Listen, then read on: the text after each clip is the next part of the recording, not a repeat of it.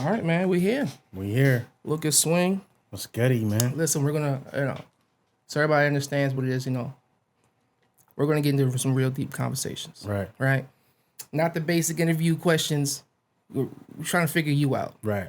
And then hopefully you can help somebody else through your, what you've been through. Right. And maybe even help yourself out. Most Right. definitely. Figure some new stuff out. Most definitely. I do want to start in the place of, where are you at right now? As far as Where are you at as far as mentally? Like, how do you feel right now? I noticed a shift in your music. most definitely. And just the way you approach everything, social media, everything, the way you're moving seems different. What got you there? What got me there is assessing certain situations that have partaked in my life. As we get older and as we see certain things, we tend to start to pay attention to the actual actions, and we start to understand exactly what's happening around us. And when we start seeing those things, we start to act on them. And it's your choice to either, act on them or sit and soak in those moments where you won't necessarily come out the way you want to come out in certain situations. Right. So that shift came from all the different situations that I've been able to sit down and really assess what's going on around me. Okay. I know. I was looking through all your older interviews. Right. And I was learning new things about you. Right. Because if I just look at your social media, I don't necessarily get the deep part of you. Right. But hearing you speak about being adopted, which I had no idea about before I even reached out to you. Right. And also being a military brat like myself. Right. It told me something about your music, because I always, when I listened to you, I was like, all right, he's not making music just for here, he's making it for the world. Right. And I think would you agree with it has something to do with the fact that you traveled everywhere and you moved around a lot? Yeah, exactly Right. that. Yeah. And you Most got definitely. to experience music different. Right, definitely. And I was able to experience what those moments did for those people in the moments. Like, I was able to go to Germany. I went to this club, and when you walk into the club, you expecting there, some hip hop music and stuff like Right. that. I walked to the club, and the club inside the club had 6 different clubs. And in each club was a different genre of music. You had hip hop, techno, death metal, EDM house on another note. Then you had R&B. This club had 6 different clubs, and it was for your mood that night. You know what I'm saying? So with that experience and all those different environments in one club is what kind of brought me, like, and I sit back and I think about it, and I was like, man, there's so many diverse people out here. There's no way in the world that I can just make one type of genre of music. Like, I don't think I'd be satisfied. I want to hear myself on techno or island music. Right. I want to hear myself on what I can do with that. So as an artist, you're going to want to create. Right, and not everybody can do that. Yeah. Not everybody can even bounce around like that. And, Right. and I noticed, when I first I heard your music a while ago, and I was like, all right, so I was looking for artists to work with, and they're like, Lukas Swing. I'm like, I don't know him, and they sent me your profile. I was like, I'm looking for people all the time. Where he been at? Just different artists. You know what I mean? Yeah. And I could tell, no different than what you said as far as being in the other space and wanting to do different things. Not everybody's able to do that. Exactly. And you have to have a certain background for that. Right. And also, each one of those genres, you have to pay respect to it. And you have to Gotcha. actually be in a place where you can actually feel what you're doing. You know what I mean? To express yourself. And I would wonder, I'd wonder, like, what put you in the space of feelings? Would you say, because again, I'll go back to some of your later interviews, as far as your earlier interviews when you were speaking about, like, your upbringing and how you felt and why, like, even the whole adoption phase, how that made you feel. Did it put you in a space where you say, like, you had so much emotions going on where it made you you felt so many things where you needed to express yourself, like you needed to express yourself? That's literally what it was. Growing up in a military background and your dad being, like, a drill sergeant for the Army and then switching over to the Air Force, it's not necessarily you're as grown up as a boy into a man. You're not really. I wasn't put in a position to ask questions. Right. I was in a position whether it's yes sir, no sir.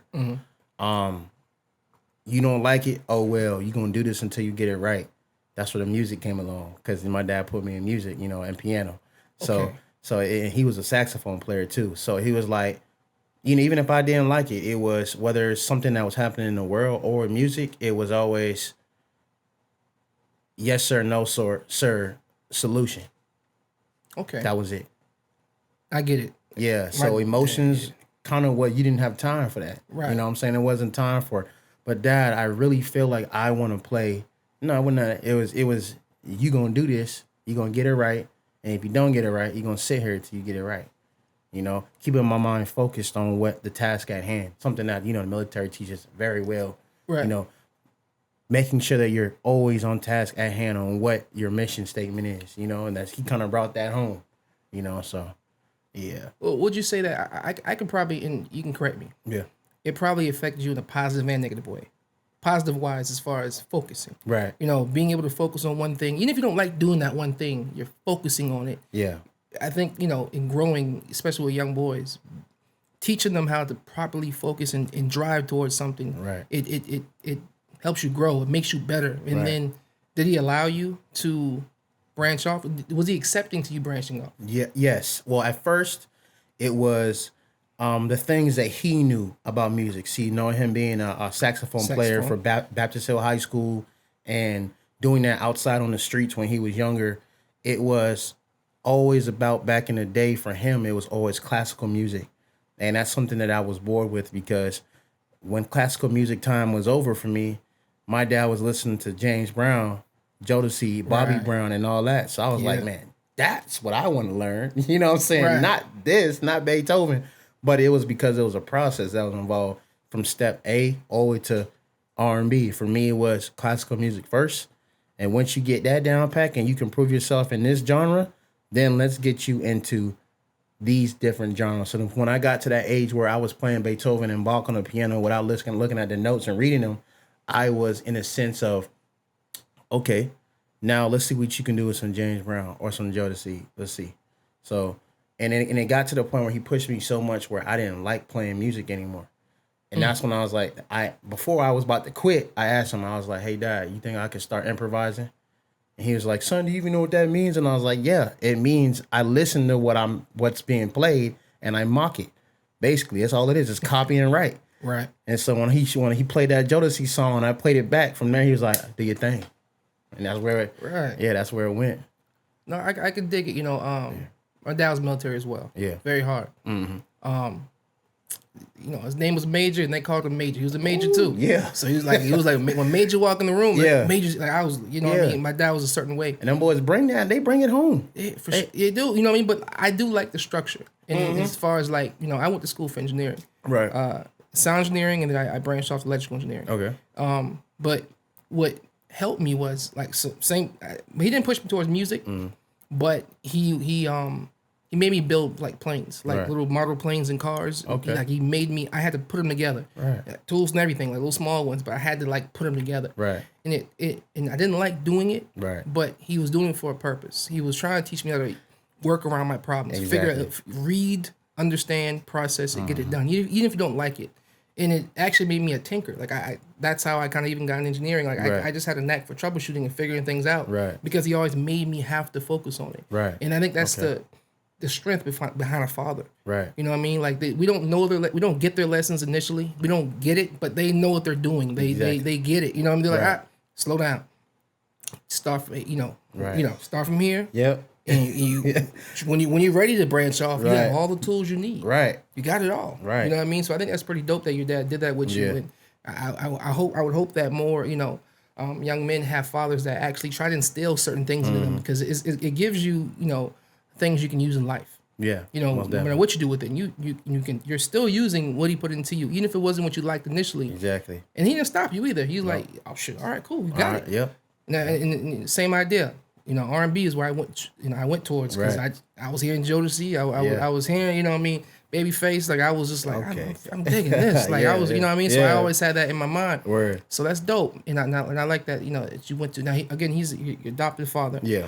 And good. You know, he did what he had to do. Now I listening to your older music. I do, like I said, I saw a lot of shifts. Oh yeah. you went, you were very, very R&B driven. I heard some pop stuff. I was like, okay, this guy's all over the place right now, which is dope. I love it. Like, I like anybody who's capable or willing. Yeah.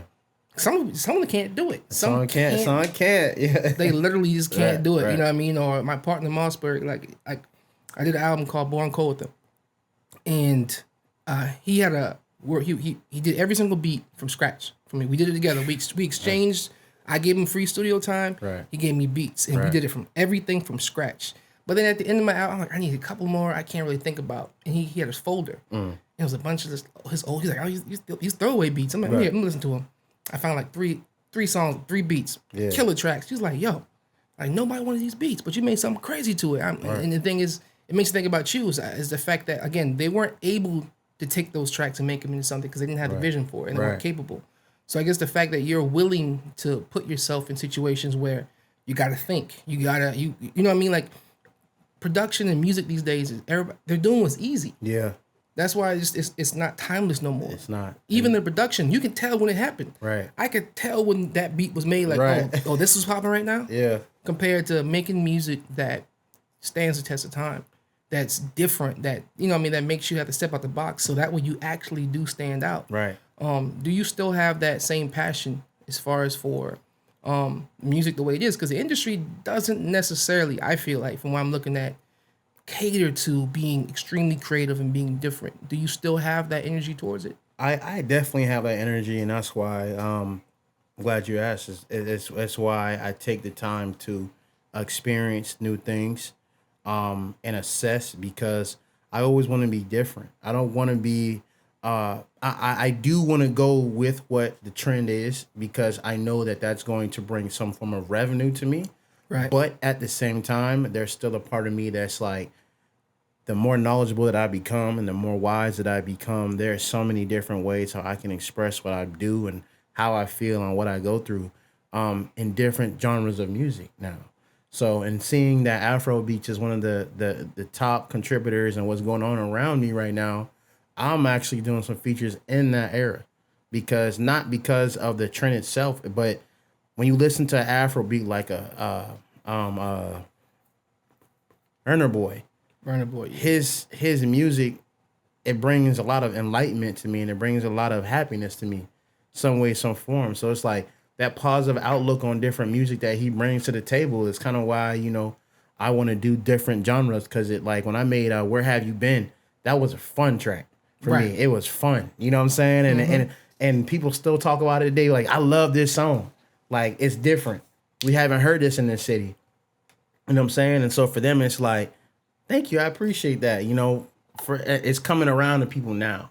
Right. It took 2 years for them to be like, oh, this is really happening. It's really going on. But now it's like, okay, this dude got something right here. He got something, Right. It's interesting because, like, what's her name? Lizzo. Yeah. Okay. I can't remember what her hit song was, but the one that blew up, it was out on SoundCloud for like a year or two. Yeah. You know what I'm talking about? And even she said that. She was like, well, I've been had that song out. You know what I mean? Sometimes it just takes people to catch up.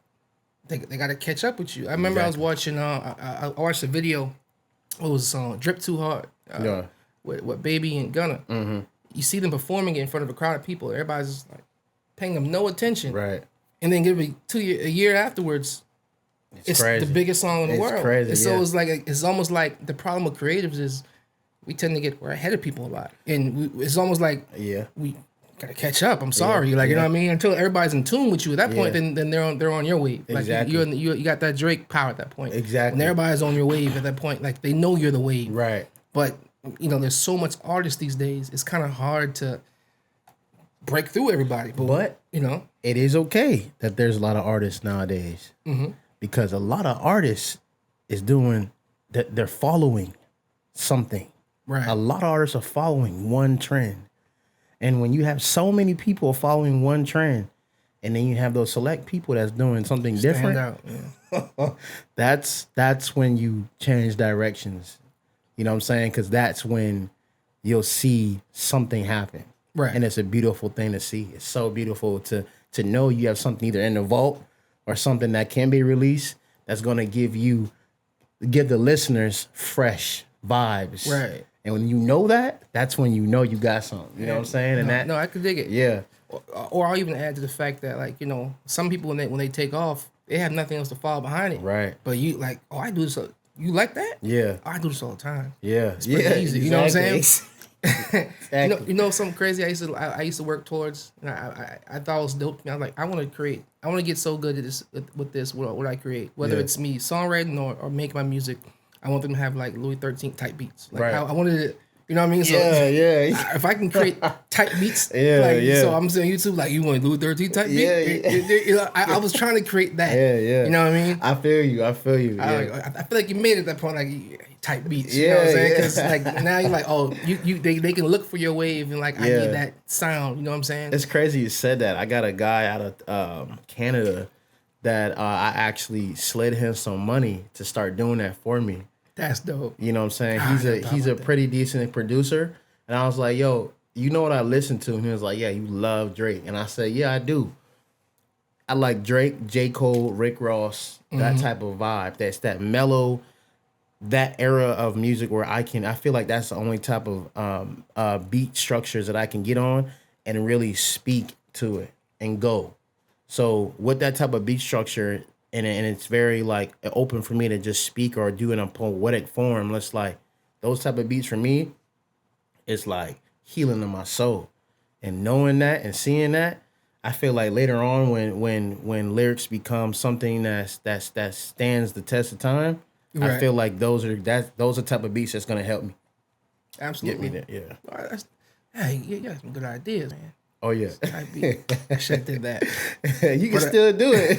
Talking about, I just heard your song. That thing was fire. Hey, y'all gonna make sure y'all check that out, man. For real, I appreciate it. That was fire. No, I appreciate it. We were chatting earlier, and you said, like, again, you're approaching things different, right? I feel like you're going through something. I feel like you're going through some type of shift or some type of change in your life that's making you do that. And again, I like that because that means you care about what you're doing, right? Because albums that actually stand, you need to be able to go through some stuff, right? Live life a little bit in order to put something into it, so that way you have something to talk about. It can't just be something I emotionally, I can't sit there and drop 3 or 4 albums. I just can't do it. Like I gotta be. That's why I used to drink a lot. Like, when I drink, I got my feelings. Right. So I was able to get things out. Yeah. You know what I'm saying? But I still needed to go through some stuff. And people used to rush me like, come on, I gotta go through some stuff, bro. I gotta. My partner used to tell me all the time, I like when you and your girl get into it. Or when y'all break up. Because you make the best music there. Right. Because I got so much on my mind that I'm just going through, these whirlwinds and stuff, whatever. So what's going on with you emotionally? Like what's happening with you that has you in this new space? And what's the new space that you're in? So for the last since March, man, I have a LLC company that I run, and it has a lot to do with like different stages, events planning, artist development and stuff like that. When I started getting into this business world and stuff like that, I thought a lot of things hit me at the same time, and it had a lot to do with me meeting my father after 20-something years. So that identity crisis and of not knowing who I was for so long played a major part in my shift. I finally got to meet him. You know what I'm saying? I finally got to meet him, and then my mother, she's in the Bahamas, and their whole story is still being ridiculed to what it has to be, or the truth behind everything that's going on. But I'm no longer seeking. When I was younger, a lot of people would say, when they would see me or my face, they would see like, it just seems like you're looking for something and you just don't know what it is, do you? And a lot of the people in my family that I was adopted and knew I was adopted, I just didn't know. They didn't tell me. When did you find? I found out I was adopted at 18, but I didn't know who my father was until last year when I was 29. Wow. So I grew. I went through the whole process of being going into an adult and learning all these different things, and my guidelines with life, but still having those processes in my mind, like who's my dad, who's my real mom. Going through those phases brought a lot of different emotions along the way: anger, depression, wondering was I good enough, but I could never really say I didn't, because I was adopted at 2 months. Right. So it's not like I could say, I guess I didn't feel like I was good enough for them. No, I was I was a child. You know what I'm saying? So I had to learn. I had to ask questions to my father and ask what was going on. But a lot of times people are put into these different situations where other people have a different opinion about this person or that person, and so 30 years later, when you're asking someone about someone else, trying to figure out information, their opinions might be a little bit twisted from what the truth is, you know? So that's kind of what I'm going through right now. You know what I'm saying? I'm trying to figure out where my place is and all this. You know what I'm saying? There's a lot of responsibility getting put on me at this moment for that family, for my real family that I have out there. So it's some things that I have to sit back and assess and watch and see what's really going on around me, because like this is a whole shift, and this whole shift plays in a major part of not having anyone depending on me other than my kids, to now having a whole family that looks at me as this guy, like, okay, he can do this for us, this for this for us. Now that you have 6 brothers or 4 brothers or 5 sisters, something like that, you're the main guy. So everything's on you now. That's what just like that, like out of an instant, everything got switched on me. They saw the how I'm working, the success I'm having from it and what I'm doing in my life, and they're seeing that, and they're trying to bring me into the family. But it's just different when you already have had so much going on before all this happened. Right. And then this comes in, and it's just like your shoulders is just like, now you gotta straighten up, tighten up, So that's what I'm on right now, is I'm tightening up all the screws that need to be tightened so that I can take off again, So heavy weighs the crown, man. Oh yeah, it is. So and the things that I'm necessarily going through, what I would say more or less are eye-opening, and they're really good for assessment. So like I just came back from vacation. I got to assess a lot of things. So I'm able to have that creativity, get back into what I do, what I love to do. Right. So yeah, like I said, I love to experience I hate to feel the sad, depressed, or the angry emotions, but it's all a part of who I am and how it's gonna make me become better later on in life. So once you accept that, it's a lot easier, being adopted and accepting those things and understanding. The main thing I want to tell adopted kids is like, I know you feel like you're not wanted, or you're not loved, or you're not cherished, or you don't matter. But truthfully, those emotions, if you can withstand the time that those emotions have on you, and you learn to forgive, you learn to love the people that might have hurt you, and you learn how to move forward, you're gonna be blessed, because God don't leave no man behind. Right. You know what I'm saying? He's not gonna leave you behind. So you automatically gonna be straight, as long as you keep focused on knowing that there is love out there for you, and don't end it on yourself. Don't end it on your own. Let God be determined where your life is gonna send you. No, I like that. So would you say that your belief in God and in putting that into your life? I assume that's what you're doing now. Right. Like you're indoctrinating God into your life, and you're going through a phase. You're going a transition. Matter of fact, and I guess I can understand that. Like, so you said at 18. You found out about it. Mm-hmm. Would you say your behavior changed around 18? Oh, it did. I would say actually it was at 16 that I kind of figured out it was some weird stuff going on. Right. There were hints going on within my adopted family.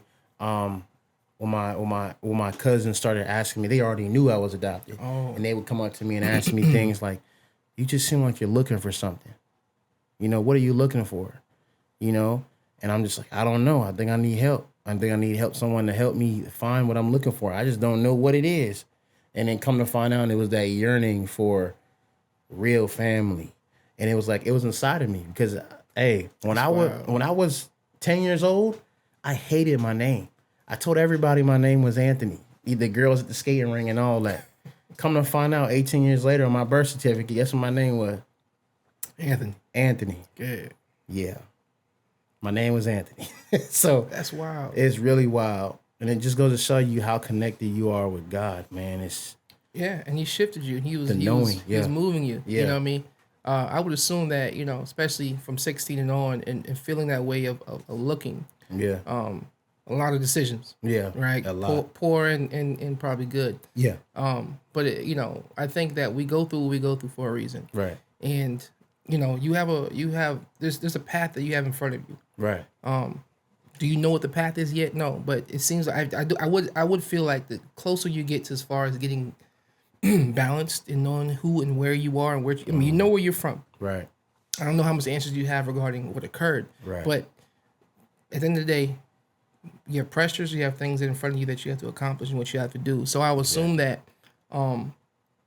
you understand now that you have to process everything. And I know you said you used to move through things quickly, Right. And Very quickly. and if you don't process stuff and you don't really figure out where you are and how you feel, Right. It can come out in so many crazy ways. Can. Lashing out, and you know, and I can say that I think that's probably I might even play a reason why, as far as even how you approach music. Right. I would think, creativity, because you're trying to express yourself. If you're trying to figure something out, and the more you don't necessarily know what it is, you're still just searching for it. Right. But I do believe that God is there for a reason, whether you're religious or you're spiritual. I say I'm spiritual. Right. I'm still searching. I'm still reading into things. I'm still trying to figure out what's what. Right. You know what I mean? I mean, you have the Quran, you have the Bible, you have the King James, you have all these different versions. I'm in my mind, I'm looking like, okay, how does everybody have different versions of the same thing? Like, what's going on? So, And that's the hard thing, right? to assess all those different entities. But one thing I know is true, and two things are for certain, man. Everything that is godly, that thing is right here, bro. That's why when people be saying, I wear my shirt on my sleeve, mine is right here. Because I feel like inside, if I'm looking at you right now and I have a choice to, not saying I'd ever do this, but be a menace to society, like how you allow me in your home, and some people have that jack boy mentality. They see a house and they're like, oh, look at all this. Maybe I can come back later and steal something, Or you have that mentality of, man, this is a nice home, man. Like, I would love to have some stuff like this one day. What can I do to earn something like this in my life? Those different mindsets is that wisdom. And it's just those things that you assess when you get older, Right. and you learn and you change everything about it. So that's why with me, I feel like there's always the right way or the wrong way to do things. And from my experience, doing the wrong way hasn't got me anywhere. Right. It's always got me in jail. It got me mad at myself for doing that, because later on down the line, I done hit with karma. It done met me at the front door. Oh yeah. Or I do the right things. I love God. I love people how God loves us. And I've seen so much beautiful things come out of that. And that's the only thing I see from this point forward. Like, sometimes it can be hard to love people. But at the same time, it's like knowing what the right thing to do and having an understanding is enough for me to try to choose the right thing every day. That's good. So that right there tells me that there is a God, or there is someone that is higher than me. Oh yeah, he'll redirect you. Yeah. He will put something in your way. He'll make something pop up. He'll make something Word. or he'll, I meet people, because I've always been the friend that people talk to. Like, they just put all this stuff on me at one point. Now I've changed that at some point. I was like, all right, look, I have but so much to give. Right. I can't keep giving. I can't keep giving. You got to start hearing what I'm saying to you and try to make changes. Yes. But I understood that, like, from talking to other people and looking at my own life, God will keep giving you the exact same test over and over and over again until you pass it. Right. And he'll be in different ways. Right. But he'll keep giving you a test. Right. Until you make that right choice. And I think the closer you get to God, and the more you mentally get stronger, you're able to actually see the path. See it. That's what You can actually see it. You know what I mean? People make choices, and I'm like, you didn't see that? Like, Right. When you spoke it to me, I know what you should have done. Right. You didn't do it. Right. You know what you're supposed to do. Right. You know what I'm saying? And I think that from listening to what you're saying, I think you're getting to that place where you're starting to see it now. Yeah, see it. And it slows you down. Very woke about what's going on, A lot of times us men, as we get older, we start to, that phrase that everybody's starting to use nowadays is slow your mind down. Right. And once you do that, because I'm telling you, man, I had an ADHD growing up. I was on the patch, pills, and all that when I was in high school. And all that was to keep me focused in school. But now that I'm 30, I don't take none of that no more. You know what I'm saying? Like I'm off of all of that. And through those stages of not taking it, I will say that my mind raced